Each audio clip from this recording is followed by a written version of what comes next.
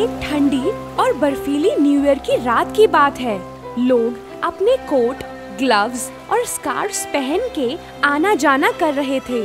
सब लोग जल्दी में थे। कुछ लोग घर पहुंचने की जल्दी में थे और कुछ लोग न्यू ईयर सेलिब्रेट करने के लिए बाहर जा रहे थे।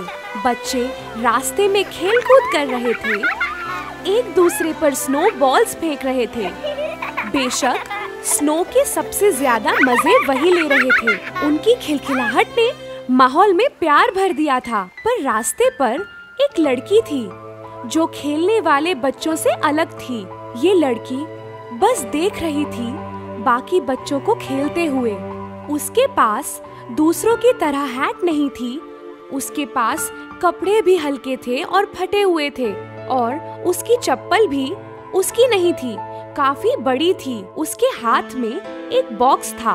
वो ठंड में कांप रही थी। उसने देखा ही नहीं कि एक कार उसकी तरफ आ रही है। हे बच्चे, रोड के साइड में खड़े रहो, नहीं तो एक्सीडेंट हो जाएगा। वो लड़की हाथों हाथ फुटपाथ पे भागी। भागते हुए उसकी चप्पल निकल गई। जब वो फुटपाथ पे पहुंची और मुड़ के देखा, उसने देखा कि एक लड़का उसकी चप्पल लेके भाग रहा है। मेरी चप्पल!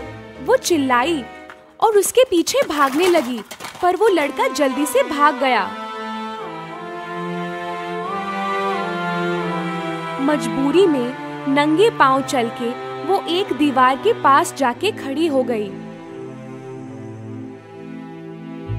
उसने अपना बड़ा सा बॉक्स नीचे रखा। वो माचिस की डिब्बियों से भरे बॉक्स को देख रही थी।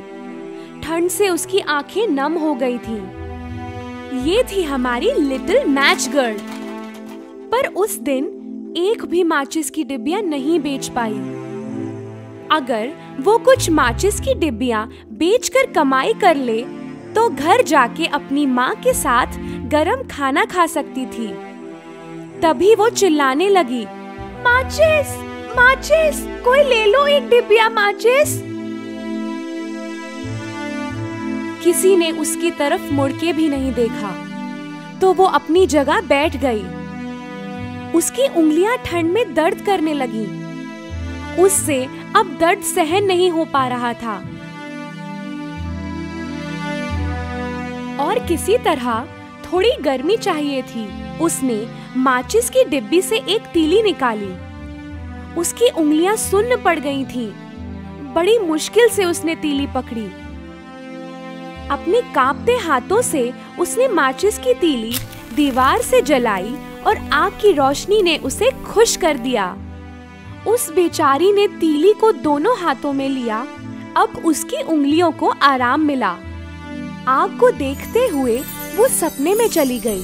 उसने अपने आप को एक जलते हुए स्टोव के सामने पाया।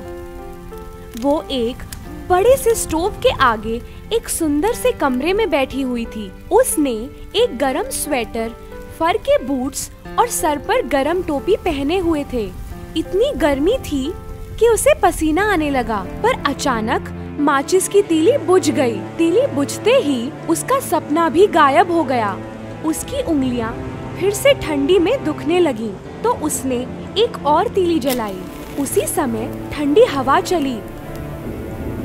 उस लड़की ने दीवार के सहारे उस लॉ को बचाने की कोशिश की और उसने लॉ को हाथ से छांव भी दी।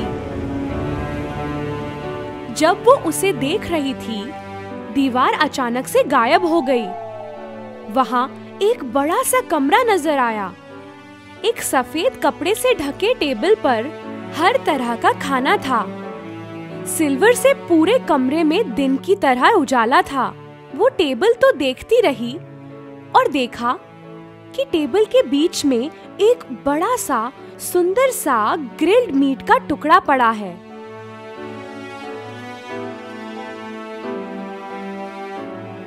उसने एकदम से एक पीस लिया और अपने मुंह में डाल लिया और उसकी भूख खत्म हो गई।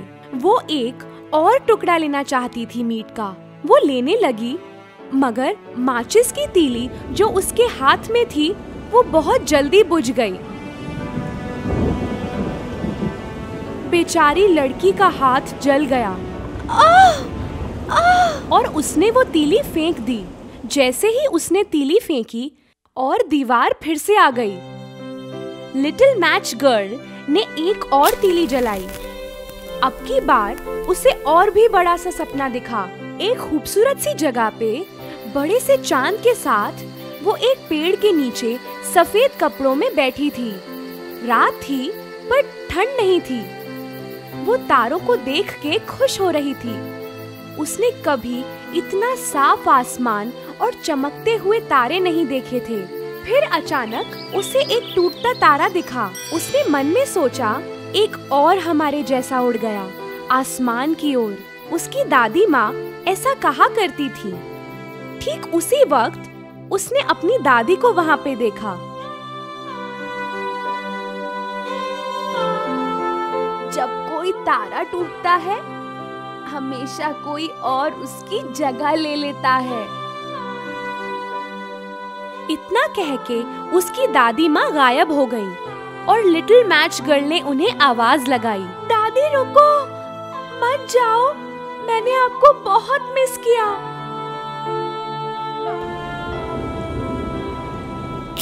अपनी दादी को फिर से एक बार देखने के लिए उसने एक माचिस की तीली जलाई। वो भूल गई कि वो कैसे ठंड से कांप रही थी और फिर से अपना सपना देखने लगी। हर बार जब वो माचिस की तीली जलाती, उसे ऐसा लगता कि वो दादी को देख रही है। उसने एक और तीली जलाई। उसके आसपास दिन जैसा उजाला हो गया। उसे अपनी दादी बहुत सुंदर लग रही थी। उनके प्यारे चेहरे को देख के अपनी सारी तकलीफ वो भूल जाती थी। ये लम्हा कभी खत्म ना हो जाए, इसलिए उसने आखिरी माचिस की तीली भी जला दी। उसकी दादी माँ फिर से उसके सामने आई। उन्होंने अपने हाथ में लिटिल मैच गर्ल का हाथ थामा और वो दोनों आसमान में उड़ने लगी एक साथ। लिटिल गर्ल को बहुत राहत महसूस हुई। अब ना ठंड थी और ना भूख थी। ठीक उसी समय एक और तारा टूटा।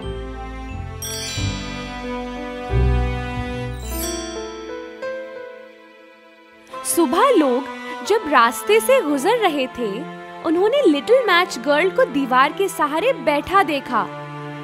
उसकी आंखें बंद थीं, पर चेहरे पर एक प्यारी सी स्माइल थी। उसके आसपास बहुत सारी जली हुई तीलियां पड़ी थीं। तीलियां जिन्होंने जल के उसके सपनों को रोशन किया। ऐसे सपने जिन्हें कोई भी नहीं देख पाएगा।